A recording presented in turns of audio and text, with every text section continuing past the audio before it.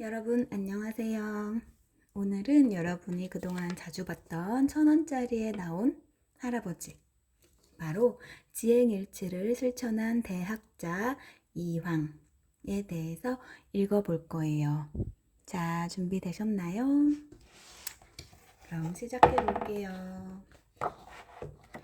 하늘천 따지 거물현 누르황 지부 집주 넓을홍 거칠황.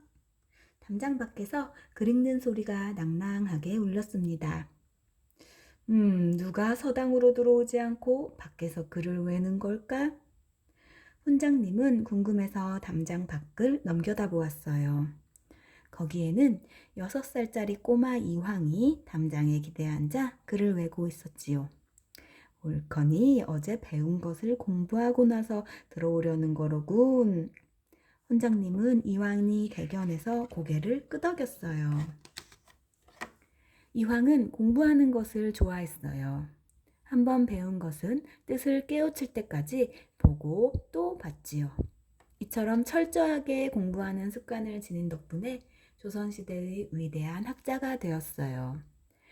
이황은 1501년 경상북도 안동에서 태어났어요. 이황이 태어나자마자 아버지가 돌아가셨기 때문에 어머니는 직접 농사도 짓고 누에를 치며 자식들을 공부시켰어요. 어머니는 틈틈이 자식들을 불러놓고 당부했어요. 아버지가 안 계시니 더욱더 몸가짐을 단정히 하고 공부도 열심히 해야 한다. 이황은 형제 가운데서도 유달리 마음씨가 착하고 여렸답니다. 한 번은 형이 손가락을 칼에 베어 피를 뚝뚝 흘렸어요. 그러자 옆에 있던 이황이 울음을 터뜨렸어요. 얘야, 손을 다친 것은 형인데 네가 왜 우느냐? 어머니가 묻자 이황은 훌쩍이며 대답했어요. 어머니, 저렇게 피가 흐르니 형님이 얼마나 아프겠어요?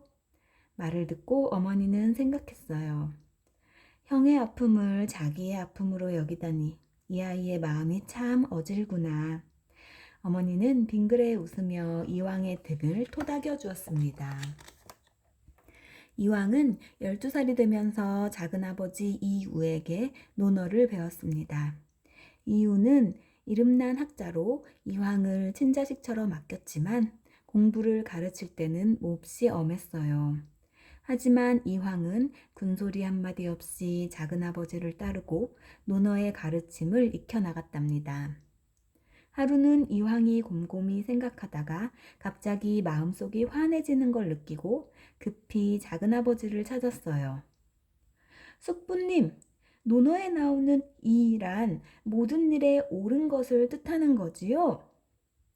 옳지, 네가 벌써 글에 담긴 뜻을 이해하는구나.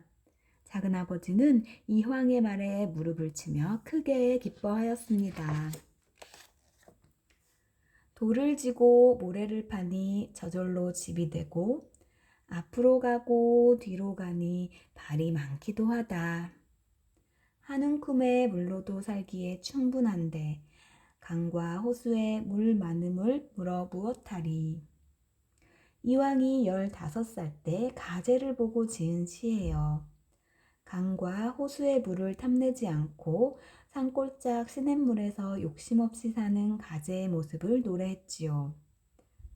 나도 가재처럼 한평생 욕심없이 살고 싶어. 옛 성현들의 가르침을 공부하고 그 가르침대로 살 수만 있다면.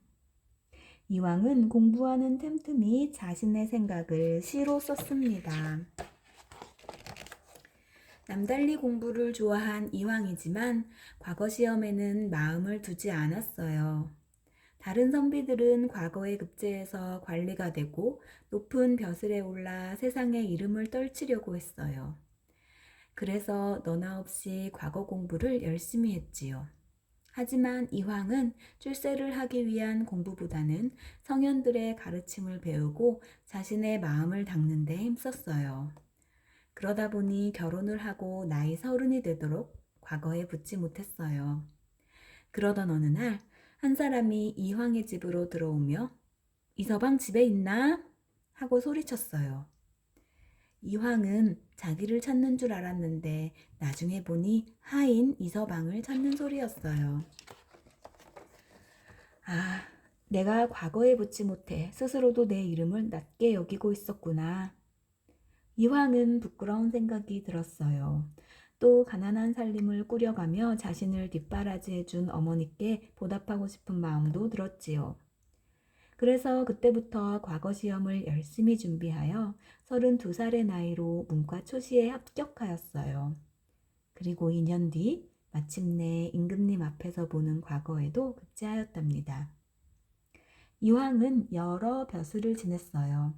그동안 닦은 학문을 바탕으로 외교 문서를 다루는 승문원과 국사를 편찬하는 춘추관에서도 훌륭하게 일을 해내었지요. 이황의 벼슬은 나날이 높아졌어요.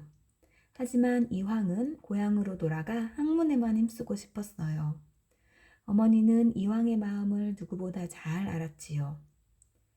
벼슬을 하더라도 고을 수령 정도에 머무르고 높은 자리에는 나아가지 마라. 세상이 너를 받아들이지 못할 것이다. 이황은 어머니가 말씀하신 뜻을 헤아리고 높은 벼슬을 탐하지 않았어요. 재물을 늘리는 일에도 마음을 두지 않았지요. 그래서 이황이 살던 집은 늘 소박했으며 오히려 누추하기까지 했답니다. 어느 해의 가을이었습니다. 옆집 밤나무 가지가 이황의 집으로 뻗어 있었는데 탐스러운 알밤이 이황의 집 마당으로 떨어졌어요. 이황은 책을 읽다가 잠시 쉴 때마다 떨어진 알밤을 주워 옆집으로 던졌습니다. 그 모습을 보고 두 아들이 물었어요. 아버님, 무얼 하시는 거예요? 이황은 인자하게 웃으며 말했어요. 밤 한 톨이라도 남의 것을 탐내면 안 된단다. 그래서 두 아들도 아버지를 따라 밤이 떨어지면 주워서 옆집으로 던지곤 했습니다. 한 번은 좌의정이 이황의 집을 찾아왔는데 이황과 이야기를 나누다가 함께 저녁을 먹게 되었어요. 영감님, 반찬은 없지만 많이 잡수세요. 밥상이 들어오자 이황이 권했어요. 원 별 말씀을요. 좌의정은 이렇게 말했지만 속으로는 깜짝 놀랐어요. 거친 잡곡밥에 반찬이라고는 김치와 나물무침 뿐이었거든요. 이황은 늘 먹던 음식이라 달게 잘 먹었지만 좌의정은 몇 숟가락 뜨지 못했습니다. 그러더니 얼굴을 붉히며 말했습니다. 그대가 청렴하다더니 참으로 그러하오. 내가 이제껏 맛있는 음식만 찾아 먹었으니 그대 보기에 너무나 부끄럽소. 사람들은 시간이 흐를수록 이황의 높은 인품과 학문을 우러러 보았어요. 이황의 벼슬도 차츰 높아졌죠. 이황은 나라의 중요한 문서를 쓰는 일과 임금님에게 유교 경전을 강의하는 일, 조선시대의 대학인 성균관을 맡아보는 일들을 했어요. 그러나 이황은 벼슬 자리에 오래 있지 않고 몸이 약하다는 이유로 벼슬에서 물러나 고향으로 돌아갔어요.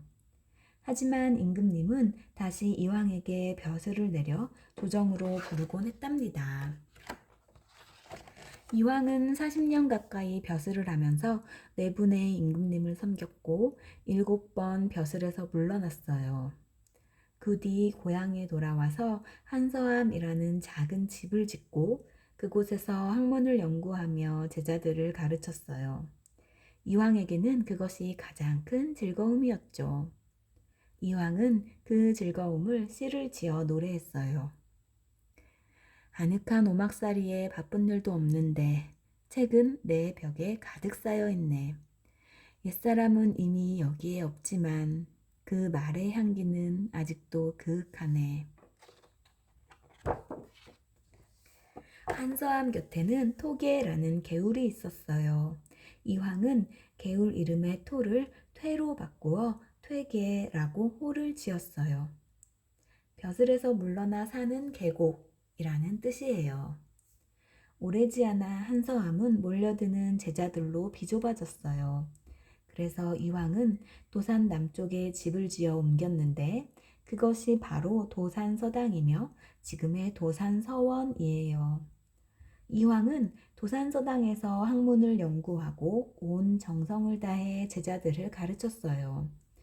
이황의 제자 가운데 훌륭한 정치가와 학자만 해도 330여 명이나 된답니다. 70살이 되던 해 이황은 감기에 걸려 오랫동안 앓았어요. 이황은 죽음이 가까이 왔음을 깨닫고 아들을 불러 말했지요. 빌려온 책을 모두 주인에게 돌려주어라.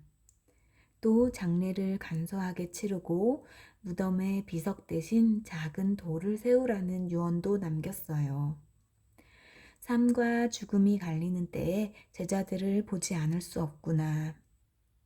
이황은 병으로 몸이 고통스러웠지만 옷을 단정히 입고 제자들을 만나 이별의 말을 나누었답니다. 며칠 뒤 이황은 부축을 받아 일어나 앉은 다음 조용히 숨을 거두었어요. 한방눈이 펑펑 쏟아지던 1570년 12월 8일 평생 한눈 팔지 않고 학문의 길만 걸었던 대학자 이황은 그렇게 우리 곁을 떠났답니다. 네, 여러분 퇴계 이황 얘기 어떠셨나요? 그러면 다음 시간에 또 만나요. 안녕.